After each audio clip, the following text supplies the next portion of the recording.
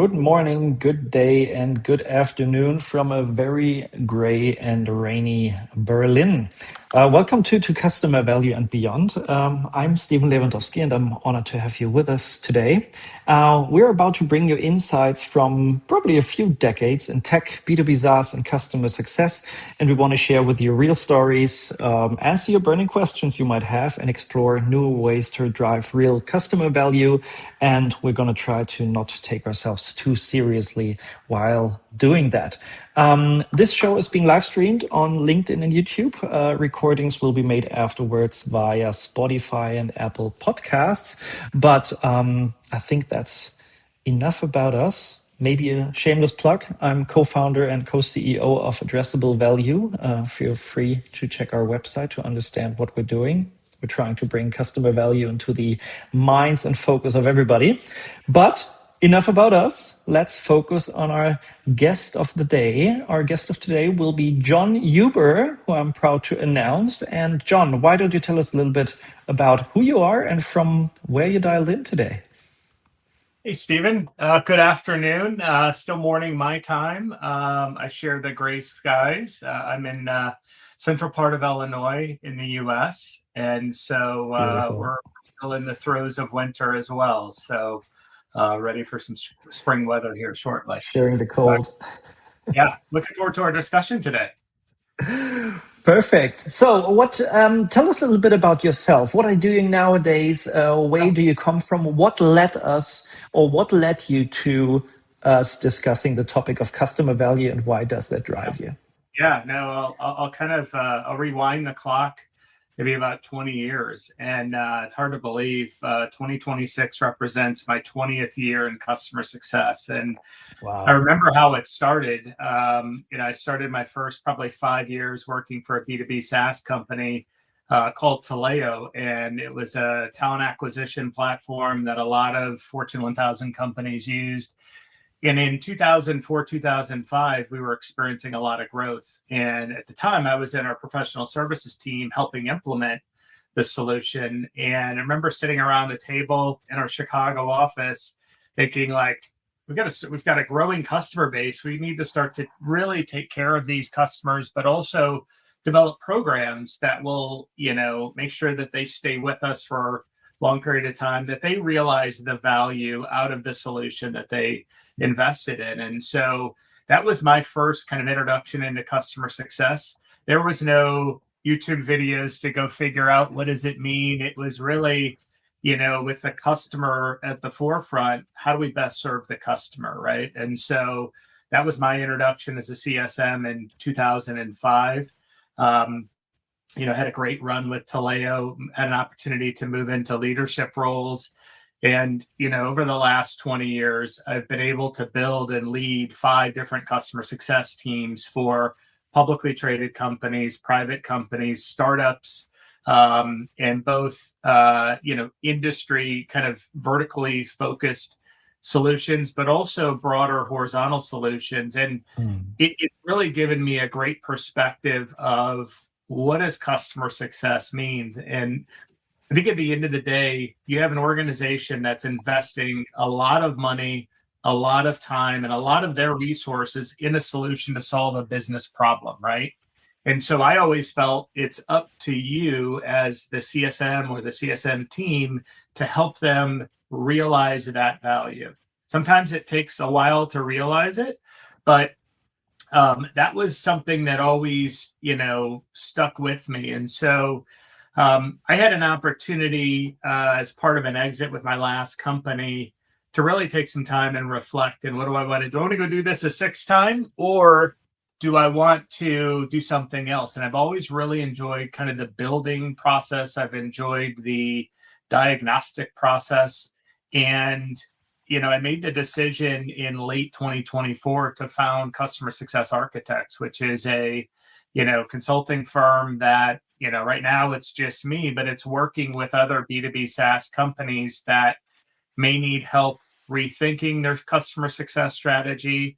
They may have a specific issue around churn or, stalled growth in their customer base. And so, I can step in and serve as a fractional part-time leader. which I've done that. I've, different consulting engagements or advisory engagements, but also just basic coaching. I was talking to a CS leader last week who was kind of thrown into the role in a quickly growing $10 million company and doesn't even really know where to start. Just wanted some basic guidance of like, help me put a 30, 60, 90-day plan together. So I really enjoy the coaching aspect. I think where you and I connected was, a couple of months ago.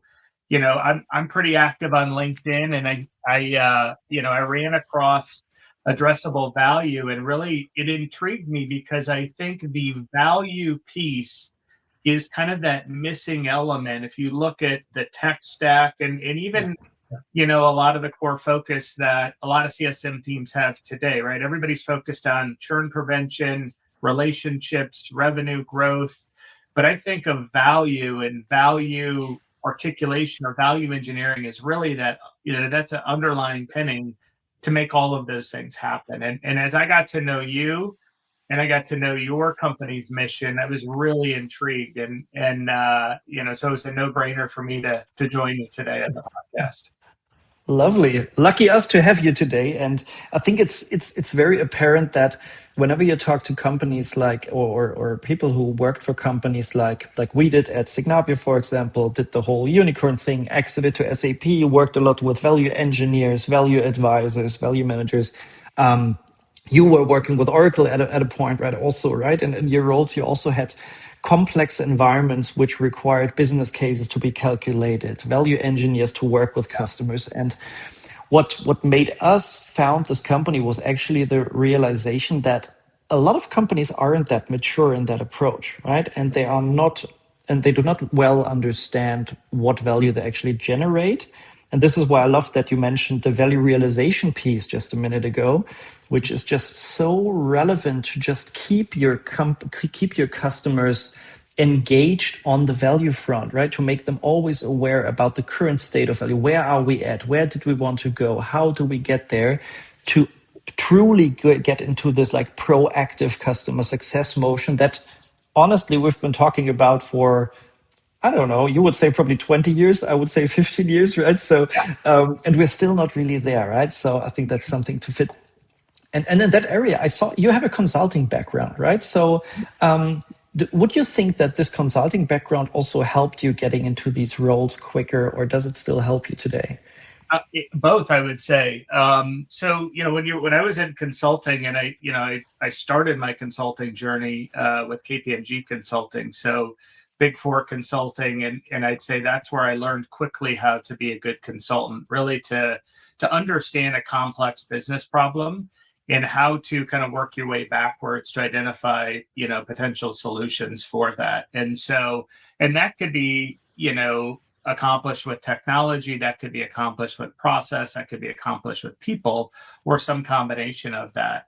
I then moved into consulting on more the technology side where I was implementing solutions. And so, what I learned was in any software selection of a enterprise type solution, that's a lengthy sales cycle. You're building a business case, you're engaging a set of vendors as part of that process to solve a problem or set of problems, right? And so, if I look back to when I was consulting at Taleo, it was a talent acquisition platform, right? And this was in the early to mid 2000s where everybody was hiring and they needed to hire a lot of people and high quality people. And so the value that our solution helped them do was just that. And that could be hourly workers in a retail setting, that could be white collar professionals in a corporate setting, that could be field technicians, out in an engineering setting as well. And so, but really understanding the value, why did that customer invest, hundreds of thousands, if not millions of dollars in your solution?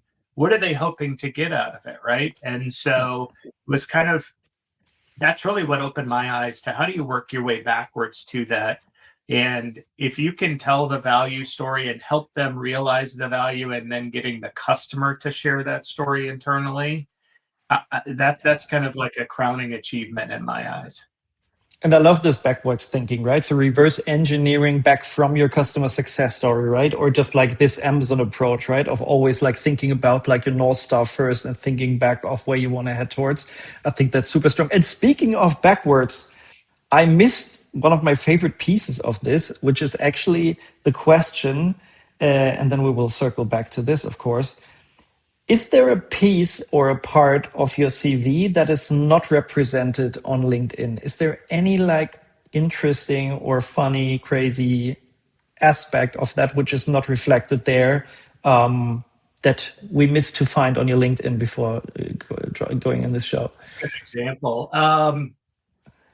I would probably say, we've got 3 kids. I think I may have shared this with you before, 3 very active kids. And so, well, I feel like as soon as I kind of unwind from the day, I then turn into, either coach, Uber driver, Of course. scheduler, trying to get, kids to their right destinations. And sometimes it's challenging. My wife and I are outnumbered, and luckily we've got one additional driver in the house. But yeah, I would say probably coach/Uber driver is probably resume worthy. So Wonderful. I yeah. can see that as a subtitle on your LinkedIn profile. Would actually be fun, right? So I would actually be interested how many requests you would get to pick somebody up, right? So maybe a LinkedIn Oh, message, right? I'm here at a corner of Johnson and Smith Road. Please pick me up now. yeah. Yeah, my 2 younger daughters alone, it's probably 8 to 10 a week. So it's they're pretty busy. Yeah. Awesome. So we've been talking previously, right? And I think something that became very apparent is that you first collected experience from very various different companies of complexity, but also from like different stages, right? So from being individual contributor to a director to VP or even a chief customer officer position that you reached. So, what is something where you would see that was the strongest learning, or what benefits you the most today of having run through all these kind of different stages and not basically skipping one, right? But catching the Yeah. whole experience? Yeah, that's a great question. I've always been a firm believer to be an effective leader, regardless if it's a director, VP, SVP, CCO. You really benefit from walking in your team's shoes and being that CSM for 3.5 years. And, I didn't have everything figured out. We were kind of building as we were going, as I mentioned earlier. And that perspective is, I think, really gave me the appreciation to how challenging and demanding the role can Yeah. be. And so I would take that into consideration anytime I was hiring people, when I was building a team, trying to build that culture. And so the other thing that I think I've known is the focus of each role, right? So when I think of director, you're on the front lines with your team, you're rolling up your sleeves with your customers. You're very active and engaged with the day to day of the business, right? When you move to the VP role, assuming you have directors that are managing the front line, yes, you'll still have that day to day engagement, but your focus really is on the program, the process, ensuring that your team has the right tools, that they have the right support from the executive team internally. You're the one clearing the roadblocks internally out of the way as well. And so for me, when I moved into my first VP role, and leading a team of 85 people, that was a big shift for me mentally because I was so used to being on the front lines with the team.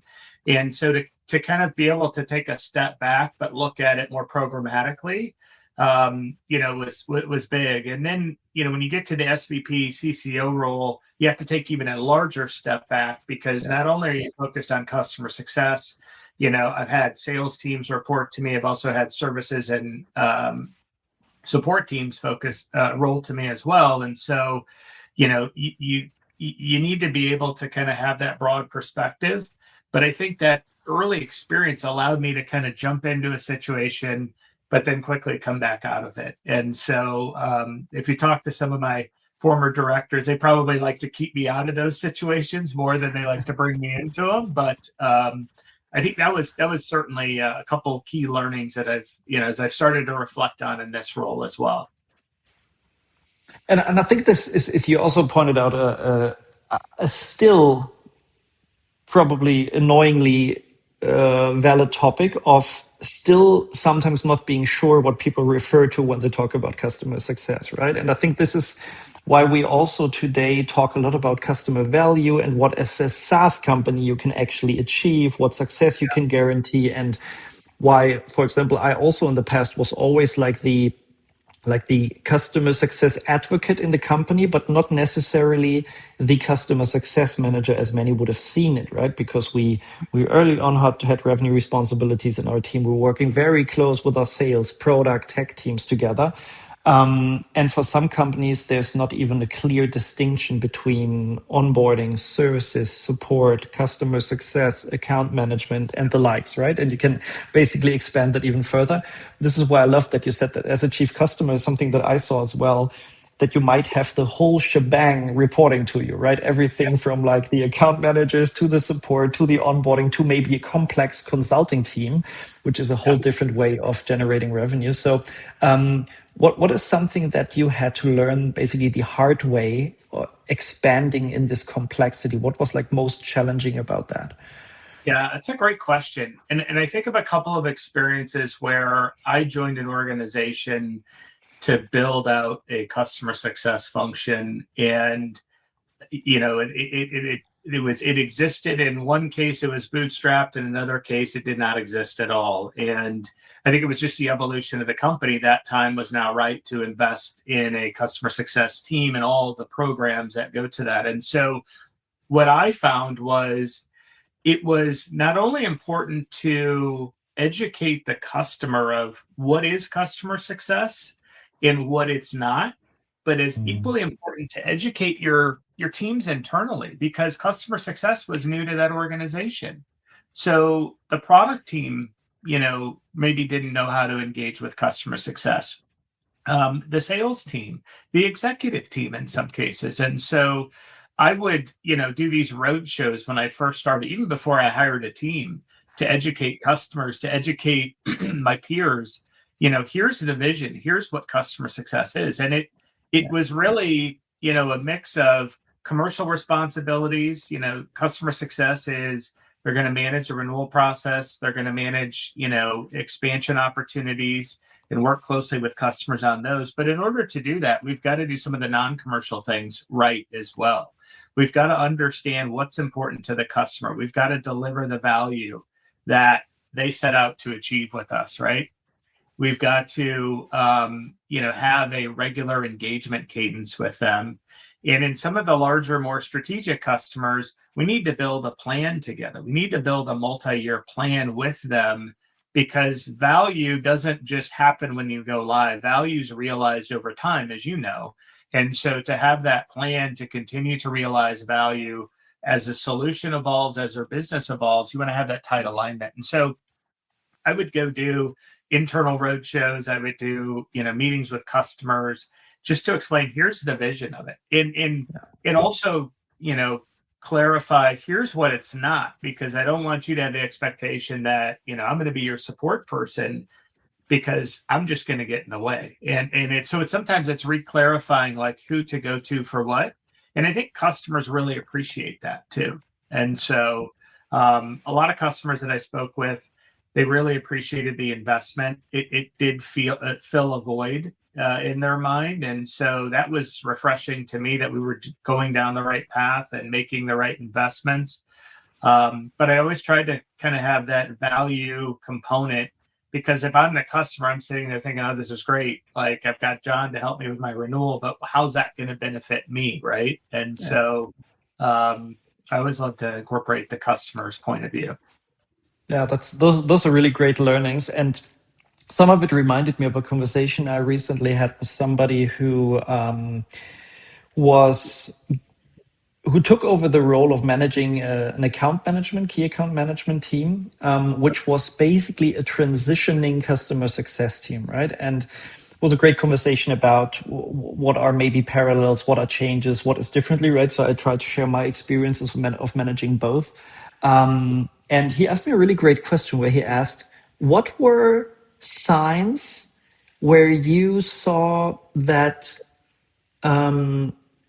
there were certain risks inside of the team, right? In certain behaviors, or what were warning signs where you saw that there might be a sign of maybe performance that wouldn't be there, or other signs. And I thought about it for quite a bit, and I said, to be honest, what I oftentimes saw is that there is, in some customer success teams, there's a misunderstood loyalty, and which lies in a probably more support-sided problem solution space, where some CSMs feel like they're in the middle between like the vendor and the customer, and they're somehow trying to arrange all of it, which I can understand from a certain perspective, but what I always felt tough to really relate to, because in the end, you're trying to solve it in a scalable way.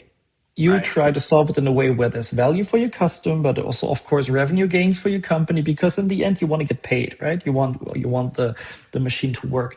And I gave him a few examples of things I saw in the past where exactly that happened, right? So overprotectiveness of the team, the customers, which were usually signs of like creating these silos, and which was strange, because a thing you oftentimes hear from customer success leaders is that they complain about the silos, and that they see this as the biggest issue of these silos created, no information shared, but then again, the same thing basically just replicated in these teams. Did you have similar experiences or other examples where you also saw that what was meant in a really well way actually turned out to not be helpful?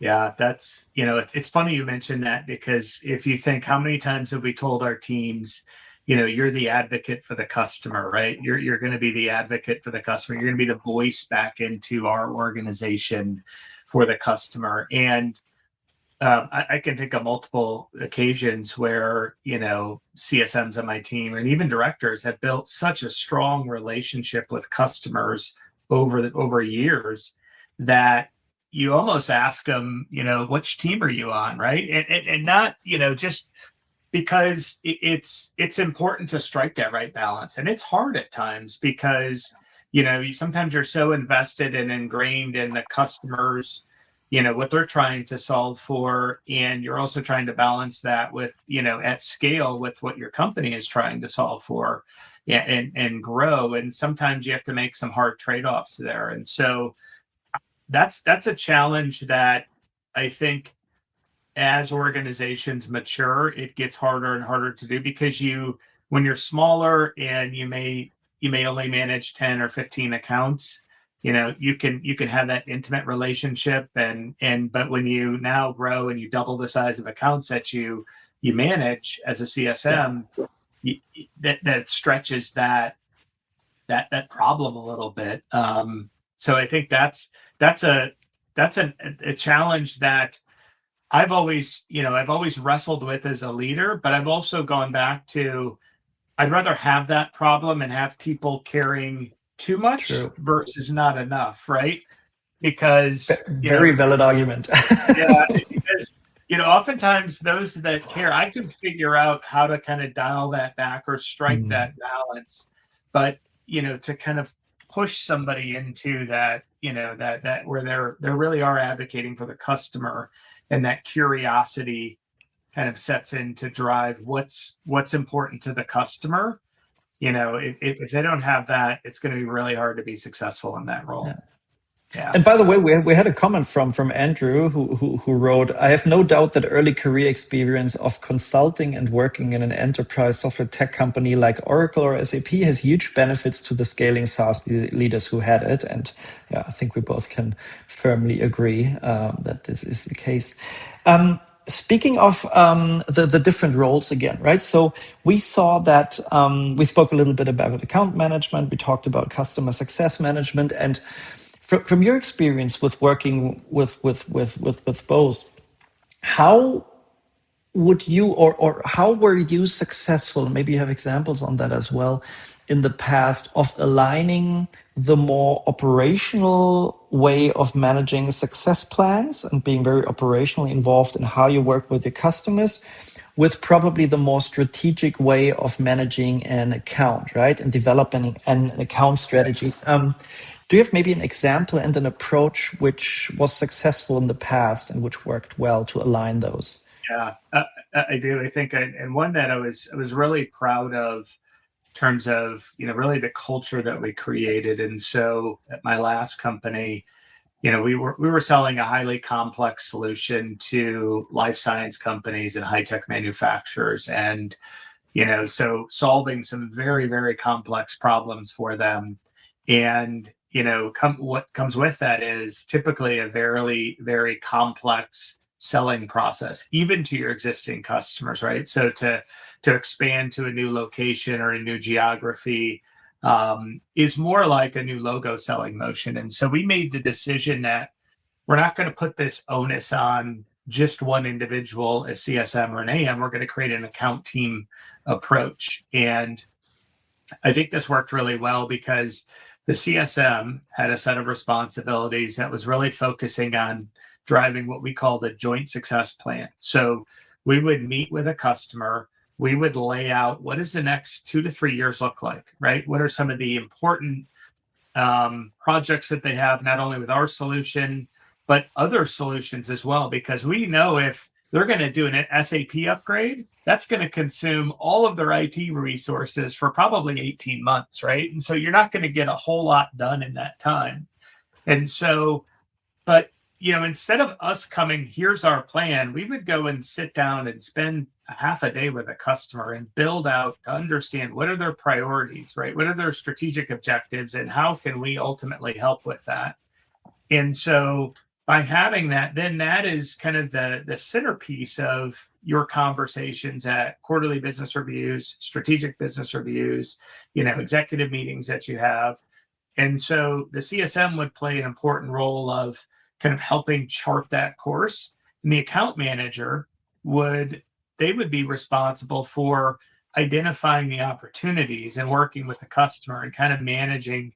And so that didn't feel like a sales process where that person would just come in when there was an opportunity. They were there the whole time and they knew some of the business challenges that the company was facing. They may not have an opportunity that's 15 months away, but they would still be there. And by creating that partnership, not only between the AM and the CSM, but ultimately with the customer, led to a tremendous amount of success, as from a revenue perspective.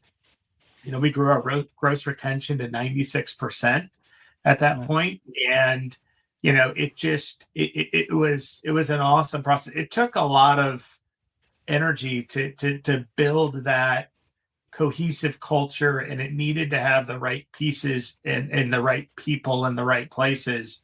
And once we did it, it was very successful. Love it. And you mentioned something where I think the success plan, account plan, where it comes together is oftentimes also the business review dimension, right? And I think nowadays it's a bit of a there's a bit of like how would you say burnt ground when you talk about that, right? So some people just chuckle, or some people just thinking, yeah, now they're talking about QBRs, EBRs again, and somebody's taking some adoption data out of their little bag and showing me some usage data, and now we talk about a business review. And I think this leads to an interesting topic of, similarly to managing the success plans and the account plans, which we just managed, right? So I think you described a nice playbook how to manage that. But what did you see being successful to be able to have these successful business reviews, to manage operational and strategic stakeholders in a way that these business reviews are something where there's value, right? And where something where you want to be in to make sure you're successful and not just be bothered by a CSM sending you 17 emails to ask you for a meeting you don't understand, right? So what was the secret to managing that well? Well, it was definitely trial and error. I'm going to be very honest. Like, we didn't have it figured out right out of the gate. But what we started to move towards was we did think of it as, I'll call it a QBR. I know, some people cringe at that, but it was a QBR, but we had different audiences in it. And as an example, we may, if we went on site, which we love to go on site and do these with, large customers. It was tough, obviously, during COVID. But once we got out of COVID, we would go on site and we would say, okay, the morning session is going to be the executive, kind of more the strategic focus, right? We're looking at that joint success plan. We're looking at those priorities. How are we tracking? We're, probably previewing a very high level roadmap.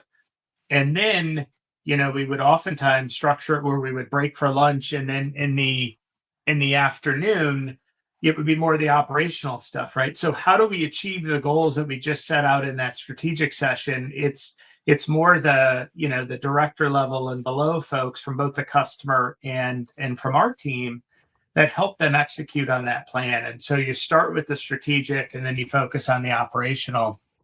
Now I realize, people in the audience are probably wondering, like, how does that scale, right? I've got, 100 customers that I manage. And I think you can still find ways to have the, separate conversations, but ultimately are very much interconnected, right? Because you need to keep top of mind the operational priorities in order to, achieve your strategic objectives that you set forth in the plan.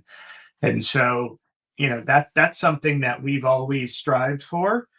I will tell you too, one of the things that, we found was, after they would go live, and these are your classic 12, 15-month implementations, right? And so probably the last thing that they wanted to do was to dig back into some of this stuff once they go live. They want to come up and catch their breath and get back to their day job. And so we would, oftentimes our services and sales team did a really good job up front of setting not only a project charter, but here are the objectives, right? Here's why you spent $2 million on our solution. We would carry that forward, and we would not only check and kind of do a gut check on, are we still tracking to achieve this value that we set out as part of the project, but we would carry that theme forward once they were live, and once customer success and account management really kind of owned and were, working closely with the customer. And I think by doing that, our customers kind of kept the perspective of, okay, like, I'm still achieving and going to continue to achieve, this, and they're going to find more ways to deliver ROI to me through this. And I think that's what really got them bought into sitting down with us and spending so much time and building a plan with us too. For the curious audience, if you have like maybe a sales rep, an account manager, CSM in the audience who would now ask, okay, I have this one customer and they never responded to an invite to an EBR business review of sorts. Do you have like a secret tip, right? Some secret that tended to work to get them engaged, to actually join such a call, to maybe find a bit of a like cheat code or a shortcut to get them engaged to join in? Yeah, it's a great question. I would start with pick up the phone. Best one. and I call them. I just think, it's so easy to just, skip those meetings. It's easy to skip an email, but in all honesty, I mean, I've had several, people that have said to us, hey, we value this. We want you guys to come on site, or we value this, this effort. And they probably send you some ideas for what the content should look like, and then they don't show up, right? And so that's frustrating. I always try to make it, if I'm asking anybody at the customer, particularly an executive who is very hard pressed for time, if I can have 15 minutes of your time, what do you want to see?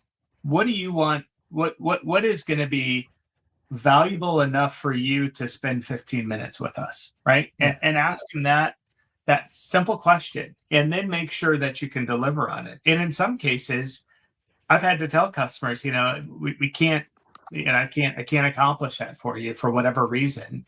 But just be honest. But I do think, when you're asking that many people to step away from their busy day job to spend time with you, it better serve their purpose and be valuable, right? And so I mean, so many times, and I've caught myself and my teams doing this, where you're just being very prescriptive and you're coming in with, here's my slide deck and my agenda for your QBR, right? And it should be the other way around. So yeah, hopefully that helped. But pick up the phone. Phone is also, and I had a funny conversation recently with someone who was relying a lot on like meeting links, right? And just making sure that people click on the links and book a meeting with them. And at some point I also asked, yeah, but they're not responsive, so please call them. And then the response was basically, yeah, well, they always use my link and book a meeting with them. I just don't have the phone numbers. Right? So I said, yeah, well, I think you have to change something, right? So ask in your meeting link or whatever, but get the phone number, because otherwise you will just keep on sending emails, which doesn't help. Yeah, it's you can't lose the human connection. I mean, I think that's what's special about what we do. And you need to, is amongst all the technology we have that can do everything for us, sometimes picking up the phone and having a quick chat is best. And I think that's a really great segue, right? Because at the end, we always try to focus more on the future and where things are developing, right? And we see, my background is process management, right? And we looked at workflow management, automation, and all that for forever, basically, and saw also the struggles, the challenges in that, and how to make it actually work. And I think today we see similar challenges with companies investing into agents and into agentic approaches, underestimating the complexity and probably asking themselves, okay, what's the value, right, of me getting engaged all these agents? Do you have one example of maybe a positive and maybe a negative example of companies where you saw an agentic approach either work well, work not well, or maybe if not agentic, a co-piloted approach which worked well or what didn't well?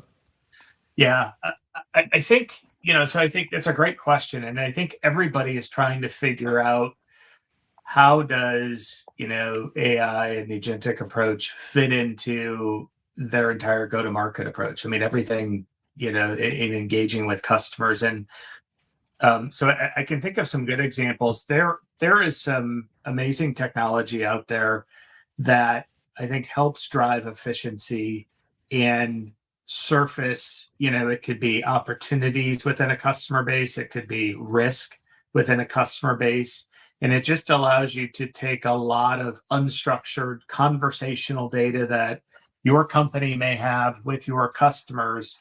And the best human in the world cannot absorb and dissect that information, but certainly an agentic approach can. So taking that and then surfacing those insights. So it's almost like a relay race where they're handing the baton now to the human to take those signals that have been surfaced and engage with the customer on those signals, right? And so I think it's that's I've seen customers that have implemented solutions that have benefited from that, and the result is you've seen new opportunities increase, you've seen churn decrease, because you're able to get ahead of those signals early, much earlier than a human can.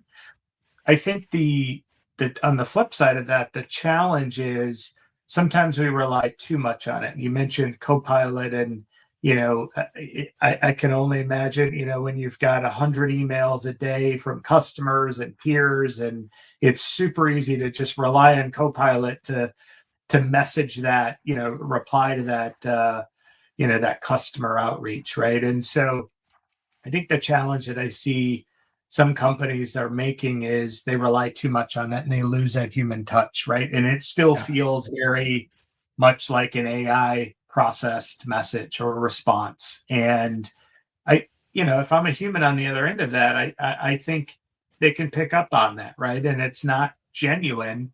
It's not in the same tone as that person that they built a relationship with. And I think, a lot of companies are still trying to figure it out and figure out how and where AI fits into, their broader tech stack and how they do everything, specifically in customer success. But I think those that, make the mistake is they rely too much on it without, it's not to say you can't use Copilot, but shoot, go in and proofread what Copilot is suggesting as a response and maybe make it your own.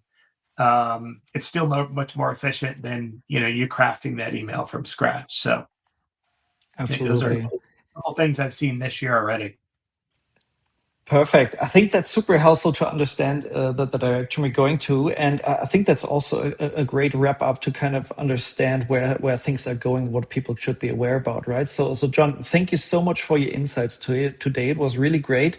I will give the opportunity now to do a shameless plug into where people can find you, where they can see you speak, where they can benefit from your services. So please go ahead and tell everybody where there's the best opportunity to get connected with you, how to approach you before we get to an end today.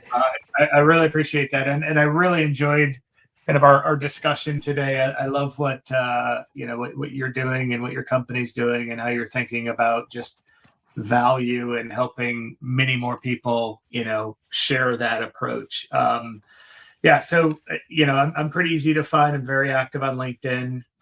So feel free to reach out, feel free to connect.